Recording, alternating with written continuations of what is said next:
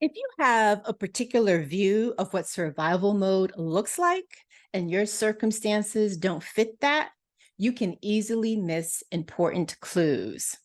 Hello, hello, hello, and welcome to More Than Money, a podcast where we have nuanced conversations about money, business, and life, where we take the time to explore the human side of money because success with money is never just about the numbers. I'm your host, Jacquette Timmons, and I am really, really glad that you've taken the time to join me today. And before we get into today's episode, I do have a favor to ask. This is episode 185. So soon we will approach our 200th episode. Yay! And so to commemorate this upcoming milestone, here's how I want to celebrate by featuring your voices vis-a-vis dedicating an entire episode to answering your questions. So to share them with me, go to jacquettetimmons.com/more than money, all one word, -200. So jacquettetimmons.com/more than money -200. So I can't wait to celebrate the 200th episode by answering your questions. But in the meantime, let's get into today's episode. Everyone experiences money struggles at one time or another, including rich and wealthy people. I didn't always know this to be true, though. I grew up in a single parent household with my mother who worked for Social Security, so the Social Security Administration. And at her pay grade level, we were fine. We were not poor or even what is considered working poor, but we also were certainly not rich or wealthy.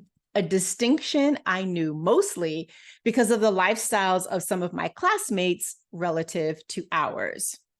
So for a time, I did operate with the belief that rich and wealthy people didn't have money struggles, that their money somehow shielded them from making financial mistakes, from experiencing financial losses, from being burdened with debt, or from having problems with cash flow. You know, the usual culprits when it comes to what causes financial stress. This is not my belief today.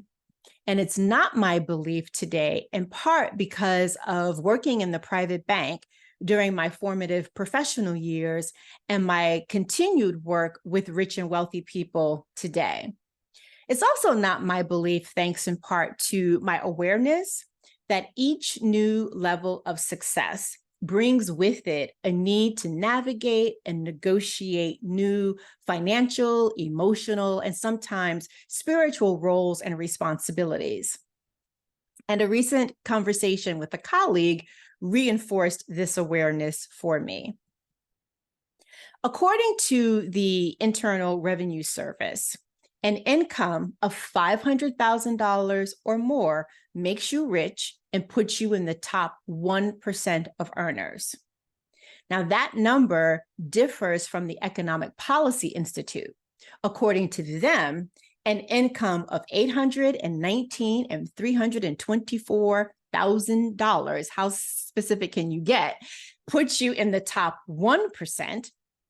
And an income of $335,000, $891,000 puts you in the top 5%.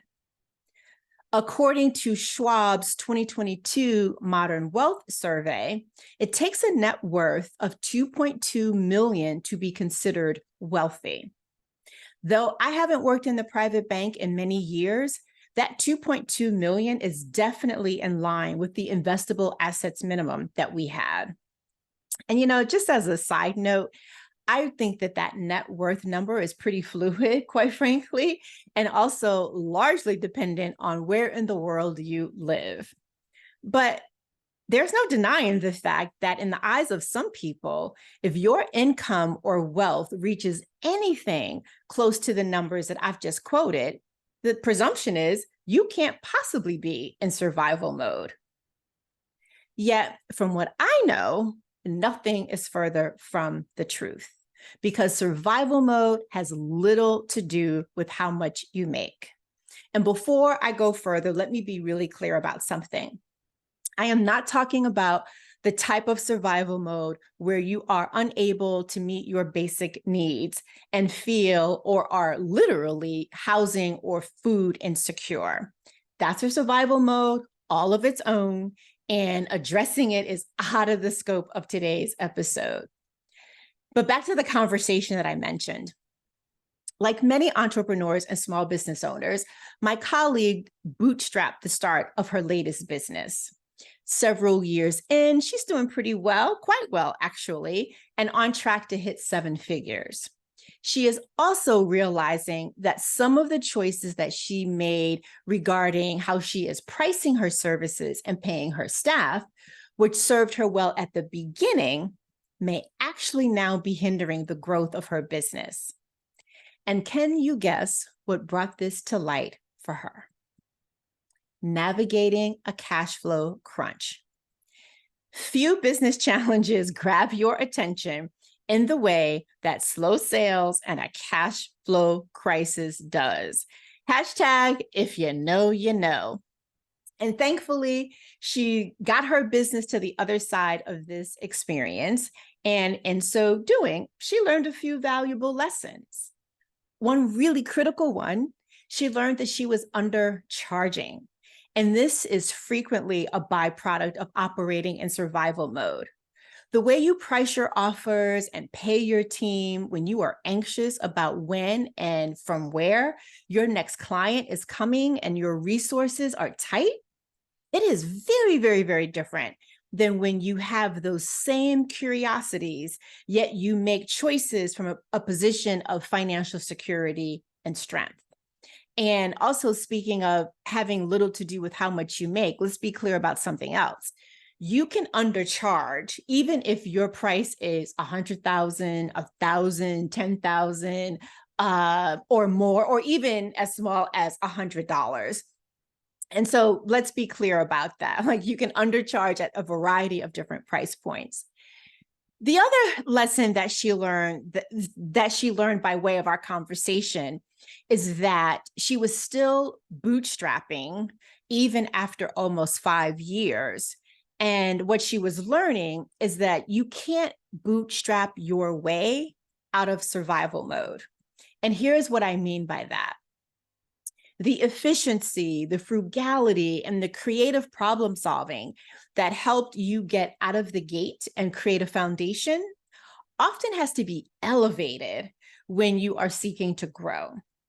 Because with each new level of success, you'll likely need to be resourceful in different ways, and you will probably need to redefine what is and what isn't considered a risky decision. At the end of the day, sometimes it takes a challenge to jolt you into the awareness that you are even operating in survival mode.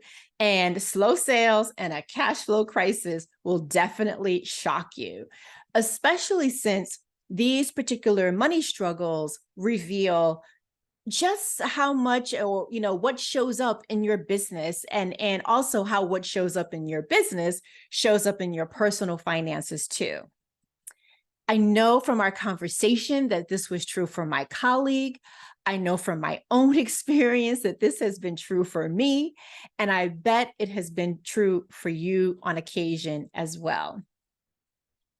At the end of the day, would she have eventually discovered that she was undercharging? Sure. Would she have eventually realized just how much underpaying herself was actually costing her business and her family? I'd say yep to that too. Would she have connected the dots and noticed that undercharging and underpaying were both symptoms of operating in survival mode? Maybe at some point, but probably not without having something like that period of slow sales, which led to a cash flow crisis. Because this period of time is what caused her to ask questions, to reflect on her choices and what was driving those choices, and to consider what might she start to do differently. And so she needed to see beyond the oft-held belief that you have to be destitute in order to be in survival mode. And I bring this to your attention because if this is your particular view of what survival mode looks like, and your circumstances don't fit that, you can easily miss important clues that are actually right in front of you. And do you know what else you can miss? The idea that today's thrive mode can become tomorrow's survival mode. And this is precisely why I say survival mode has little to do with how much you make. Well, that is it for today, folks. As always, thank you for listening all the way until the end. Or if you are on YouTube watching all the way into the end, I thank you all for doing that. And before you hop, if today's episode sparked an aha or a reflection, I'd love to hear more. So please send me a DM on Instagram.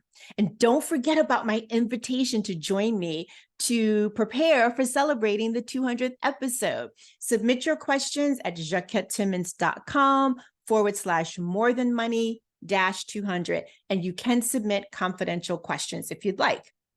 Once more, thank you again for listening today. If you'd like to show appreciation for this podcast or this particular episode, please share it so that we can reach more people. And if you happen to be listening on Apple Podcasts, please take a moment to leave a rating and a review. We do read them. And if you are on YouTube, please take a moment to leave a comment below. And if you'd like to buy me a coffee, here's how you can do that. Go to buymeacoffee.com/Jacquette, buymeacoffee.com/Jacquette. I'll be back with another episode. I hope you will too. Until then, remember, it's about more than money. Bye.